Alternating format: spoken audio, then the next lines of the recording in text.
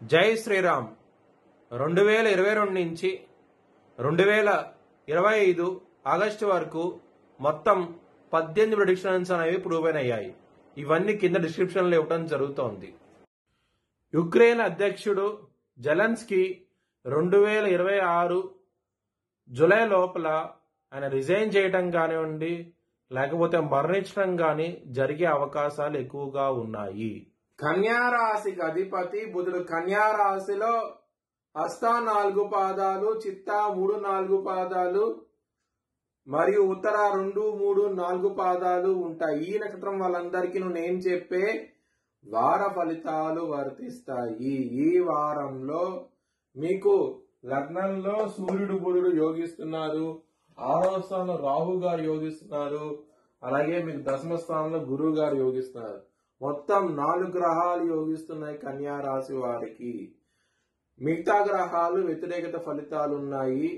నవధాన్యాలు బ్రాహ్మణుడికి దానం చేయండి, అలాగే నవగ్రహ టెంపుల్ కి వెళ్లి ప్రదక్షిణాలు చేయండి, మంచి ఫలితాలు అంటూ ఉంటాయి.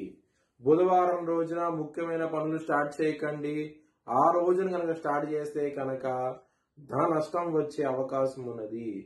అలాగే సోమవారం రోజున మంచి రోజు, మీకు ఆ రోజున మంచిగా ఉంటది కాబట్టి మీరు మంచి ఫలితాలు ఇస్తారు. ఆ రోజున ముఖ్యమైన పనులు స్టార్ట్ చేయండి, మీరు ఖచ్చితంగా విజయం సాధిస్తారు. కన్యా రాశి వారికి కెరియర్ పరంగా దశమ స్థానంలో గురువు గారు ఉన్నారు కాబట్టి కెరియర్ పరంగా ఎక్సలెంట్ డెవలప్మెంట్స్ అంటూ ఉంటాయి. ఫ్యామిలీ పరంగా ధన పరంగా ఇబ్బందులు ఉంటాయి. ఎందుకంటే కుటుంబ స్థానంలో కుజుడు ఉన్నాడు. కుజుడు వచ్చేసి స్వాతి నక్షత్రం మీద ఉన్నాడు. స్వాతి నక్షత్రం అనేది రాహు నక్షత్రం అనమాట. కుజుడికి అలాగే రాహుకి బద్ధ శత్రువులు అనమాట, ఇద్దరు బద్ధ శత్రువులు.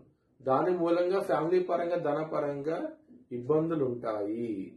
మరియు ఇక్కడ లాభస్థానం చంద్రుడు ఈ వారాంతంలో నీచబడబోతున్నాడు. సో దీని పరంగా మనీ పరంగా చాలా ఇబ్బందులు ఉంటాయి. కన్యా రాశి వారికి కొంచెం జాగ్రత్త తీసుకోండి. కుటుంబ పరంగా కూడా కొంచెం ఇబ్బందులు ఉంటాయి. లవర్స్ కి అంత అనుకూలంగా లేదు, మీకు ఇబ్బందులు ఉంటాయి. ఎందుకంటే ఇక్కడ పంచమాధిపతి అయిన శని ఇక్కడ మీకు 7వ స్థానంలో ఉండి సూర్యుడు శని బద్ధ శత్రువులు ఉండటం మూలంగా లవర్స్ కి ఇబ్బందికరంగా ఉంటది, శత్రువులు అధికంగా ఉంటుంది. ఎందుకంటే 6వ స్థానాధిపతి కూడా శని ఉన్నాడు కాబట్టి 7వ స్థానంలో ఉన్నాడు, సూర్యుడు దృష్టి ఉన్నది. సో దీని మూలంగా ఎనిమీస్ అనే వాళ్ళు చాలా ఎక్కువగా ఉంటారు. 2, 3 కన్నా ఇంకా ఎక్కువగా ఉంటారు. జాగ్రత్త తీసుకోండి. అలాగే మీకు మ్యారేజ్ పరంగా ఇబ్బందులు ఉంటాయి. ఎందుకంటే 7వ శని భగవాన్ ఉన్నాడు, లగ్నంలో సూర్యుడు ఉన్నాడు. సూర్యుడు శని ఇద్దరు బద్ధ శత్రువులు. దీని వల్ల మ్యారేజ్ పరంగా కూడా ఎఫెక్ట్ అవుతుంది. కొంచెం జాగ్రత్త తీసుకోండి. అలాగే బిజినెస్ పరంగా పెట్టుబడి తగ్గించి పెట్టుకోండి, ఇబ్బందులు పడే అవకాశం ఎక్కువగా ఉన్నది. మీరు ధనం అనేది అప్పు కింద తీసుకువచ్చి బిజినెస్ లో పెట్టుబడి పెట్టకండి. ఒకవేళ పెడితే కనుక నష్టాలు ఎక్కువగా ఉంటాయి. బిజినెస్ పరంగా అస్సలు యోగించడం లేదు ఈ వారం అనేది. మీ భవిష్యత్ వివరాల కోసమై హెచ్ఎల్ఎన్ జ్యోతిష్యాలను సంప్రదించండి. Please like, share and subscribe my channel.